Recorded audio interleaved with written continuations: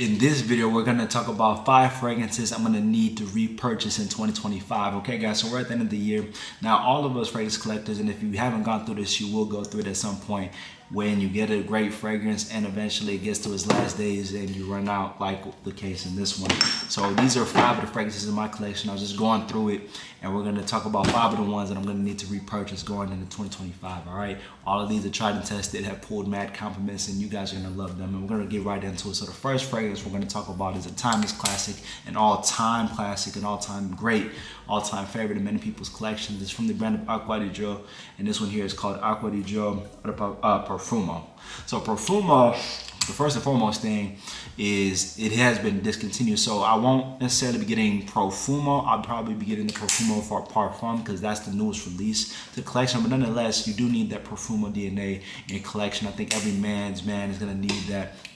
This one is known for as a very sophisticated aquatic fragrance with main notes of incense, patchouli, as well as fresh citrus notes. Okay, so this is gonna be for those of us who love that initial Acqua di Gio DNA. They took the Eau de Parfum and then they took the Profumo DNA and they made it a little bit more smoky, a little bit more richer. So if you get the Profumo Parfum, you're really gonna have a great fragrance, a great office fragrance, a great night out fragrance, a great day and night fragrance, one of those all season, all occasion fragrances. Is why I need to get that DNA back in my collection, and I'll be one of the first purchases I look to get coming into 2025. All right, second fragrance I definitely am going to need to pick up again. I've talked about it before. I finally have fully ran out of it and need to repurchase it. It's from the brand of Chanel, and this fragrance is Chanel Allure Homme Sport Extreme. So Chanel Allure Homme Sport Extreme is a sporty, sophisticated fragrance with main notes of mint, lavender, and then that tonka bean as well. So this is your daily driver fragrance for those of us who don't need it for very long. The only thing with this fragrance is that the lasting power and longevity is not the greatest, but the sillage and the projection, the loudness of it is really bold, it's really pronounced. So this one to me would be a great freshie for going to the store, going to the gym especially, where you don't need it for very long. But this one would be a great fragrance, a great pickup, and it's worth every penny of the price as well, even with the moderate to sort of subtle projection, even with the moderate lasting power, the low lasting power. I still am gonna get this. This is definitely one I need another bottle of, and I'll be getting that done in the next year.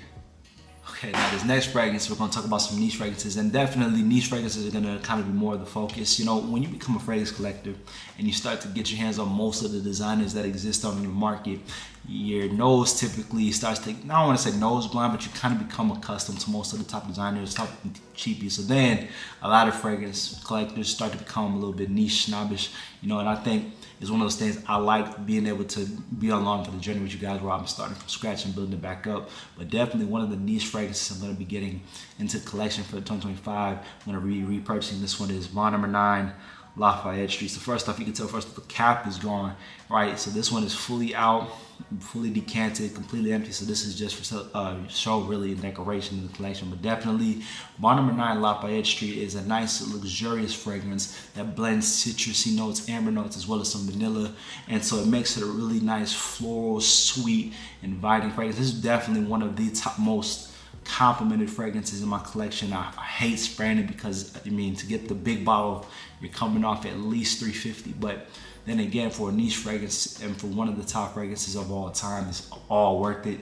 Definitely worth every penny. You will pull mad compliments with that fragrance. So if you're looking to get some niche fragrances in your life, you want to kind of step into the niche realm, this is a great fragrance to get your hands on, all right? All right, next fragrance we're going to talk about. The last two are going to be from the brand of Yves Saint Laurent, but they're from different lines. This first one we're going to talk about is probably the best one from the Y line, in my opinion, at least. If not, it's been in a great debate. But this one here takes the original Y EDP DNA and it really improves it. But this one here is YSL Y Le Parfum. So yeah, this is the 6.7 ounce bottle that I got, and this is completely finished. This actually went out pretty quickly. I was using it so much when I got it and I had to chill out, but this one's completely gone. This one is again empty again. The Y Le Parfum line, I love it because it's a darker, more refined version of the YEDP DNA. It has still that apple, ginger, and amberwood, and then it adds a little bit more warmth, a little bit more aromaticity with the aldehydes too, as well as the tonka bean in it. So definitely a little bit more sweeter. It's a little smoother.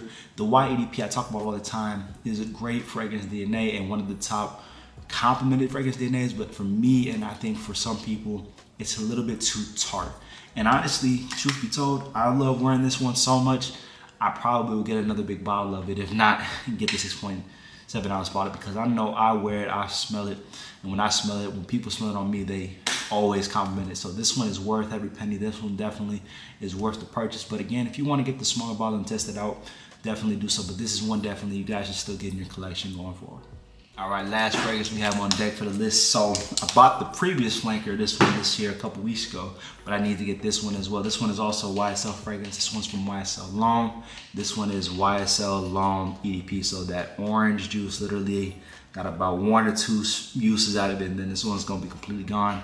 But I was going through the collection, and again, the YSL L'Homme fragrance line is one of those slept-on compliment getters. I remember when I got the original L'Homme, when I got it back in 2021, and I thought, I was kind of underwhelmed when I first smelled it. I was like, okay, citrusy ginger, but when I wore it, really great compliment pulling factor. So when this one launched, I think in 2022, I was really excited for this one, because I was like, if this is an improved version of the original YSL L'Homme, then this is going to be really one to put your nose on. As you can see, I went through this relatively quickly for a guy who has over 150 fragrances in the collection.